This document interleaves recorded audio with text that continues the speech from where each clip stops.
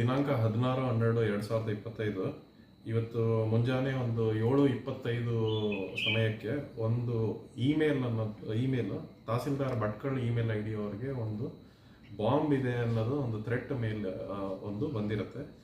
ಈ ಸಂಬಂಧಪಟ್ಟಂಗೆ ಅಲ್ಲಿಂದ ತಹಸೀಲ್ದಾರ್ ಅವರು ನಮಗೆ ಪೊಲೀಸ್ ಠಾಣೆಗೆ ತಿಳಿಸಿ ಇಮಿಡಿಯೇಟ್ ಆಗಿ ನಮ್ದು ಅಲ್ಲಿರೋ ಇನ್ಸ್ಪೆಕ್ಟರ್ ಕೂಡ ಹೋಗಿ ಅಟೆಂಡ್ ಮಾಡಿ ಅಲ್ಲಿ ಆಫೀಸ್ ಪ್ರಿಮೈಸಸ್ನ ಕ್ಲೋಸ್ ಮಾಡಿದ್ದೀವಿ.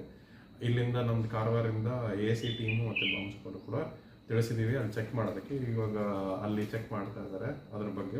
ಇದ್ರ ಜೊತೆಗೆ ನಾವು ನಿನ್ನೆ ಕೂಡ ಅದೇ ಥರ ಬಾಂಬ್ ಥ್ರೆಟ್ ಇಮೇಲ್ ಮಂಗಳೂರಲ್ಲಿ ಕೂಡ ಬಂದಿದೆ, ಅದು ಪ್ರಕರಣ ದಾಖಲಾಗಿದೆ. ಆಮೇಲೆ ಹಾಸನಲ್ಲೂ ಕೂಡ ಆ ಥರ ಆಗಿದೆ.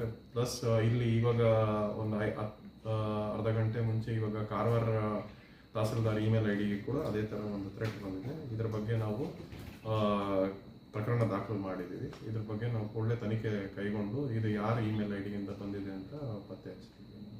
10ನೇ ತಾರೀಕು ಜುಲೈಲಿ ಕೂಡ ಒಂದು ಬಾಂಬ್ ಥ್ರೆಟ್ ನಮ್ಮದು ಭಟ್ಕಳ ಪೊಲೀಸ್ ಠಾಣೆಯಲ್ಲಿ ಕೂಡ ಒಂದು ಥ್ರೆಟ್ ಇಮೇಲ್ ಬಂದಿತ್ತು. ಅದರದ್ದು ಒಂದು ಪ್ರಕರಣ 84/2025 ಅಂತ ಪ್ರಕರಣ ದಾಖಲು ಮಾಡಿದ್ದೀವಿ. ಅದು ಬಂದಿದ್ದ ಆರೋಪಿ ಕೂಡ ನಾವು ಪತ್ತೆ ಹಚ್ಚಿ ಕೂಡಲೇ ನಾವು ಅವ್ರನ್ನ ದಸ್ತಗಿರಿ ಮಾಡಿದ್ದೀವಿ.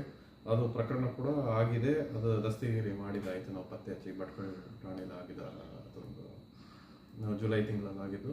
ಅವ್ರದ್ದು ಕೂಡ ಆಮೇಲೆ ಅನೇಕ ಪ್ರಕರಣಗಳಲ್ಲಿದ್ದು ಕೂಡ ನಾವು ಚಾರ್ಜ್ ಶೀಟು ಕೂಡಲೇ ನಾವು ಸಲ್ಲಿಸ್ತಾ ಇದ್ದೀವಿ. ಇದ್ರ ಬಗ್ಗೆ ಅಲರ್ಟ್ ಆಗಿರೋಕೆ ಹೇಳಿದ್ದೀವಿ. ಆ ಥರದ ಯಾವುದೇ ಸಸ್ಪಿಷಿಯಸ್ ಆ್ಯಕ್ಟಿವಿಟೀಸ್ ಯಾವುದಾದ್ರೆ ಕಂಡು ಬಂದಿದ್ರೆ ಇಮಿಡಿಯೇಟ್ ಆಗಿ ಅವ್ರನ್ನ ಎನ್ಕ್ವೈರಿ ಮಾಡೋದಕ್ಕೆ ಹೇಳಿದ್ದೀವಿ. ಸೊ ಅದ್ರ ಜೊತೆಗೆ ಇವಾಗ ಇಮೇಲ್ ಬಂದಿರೋದ್ರಿಂದ ನಾವು ಅದ್ರ ಇಮೇಲ್ ಐ ಡಿ ಯಾರಿಂದ ಬಂದಿದೆ ಅಂತ ಎಲ್ಲ ಚೆಕ್ ಮಾಡಿ ಪತ್ತೆ ಹಚ್ತೀವಿ. ಅದರಿಂದ ಮಾಡಿದ್ದಾರೆ, ಅವ್ರದ್ದು ಏನು ಉದ್ದೇಶ ಇದೆ ಅನ್ನೋದೆಲ್ಲ ನಾವು ಆರೋಪಿ ಐಡೆಂಟಿಫೈ ಆಗಿದ ತಕ್ಷಣ ಅದ್ರ ಬಗ್ಗೆ ತಿಳ್ಕೊತೀವಿ. ಇಮಿಡಿಯೇಟಾಗಿ ಇದೊಂದು ಕ್ಲಿಯರೆನ್ಸ್ ಆಗಿದ ತಕ್ಷಣ ನಮ್ಮದು ಟೀಮ್ ಎಲ್ಲ ಚೆಕ್ ಮಾಡಿ ಅದಾದಮೇಲೆ ನಾವು ಬಂದೋಬಸ್ತ್ ಮಾಡ್ತೀವಿ. ಅದು ಬಂದಿರೋರು ಯಾರ್ಯಾರು ಬರ್ತಾರೆ ಅವ್ರು ಚೆಕ್ ಮಾಡಿಕೊಂಡು ಆ ಪ್ರಿಮಿಸಸ್ಸಲ್ಲಿ ನಾವು ಅಲರ್ಟ್ ಇಟ್ಕೊಂಡು ಇದು ಮಾಡ್ತೀವಿ. ಬಾಂಬ್ ಸ್ಕ್ವಾಡ್ ಹೋಗಿ ಚೆಕ್ ಮಾಡ್ತಾ ಇದ್ದಾರೆ. ಅದಾಗಿದ ತಕ್ಷಣ ಕೂಡಲೇ ಕೂಡ ಬರ್ತಾರೆ.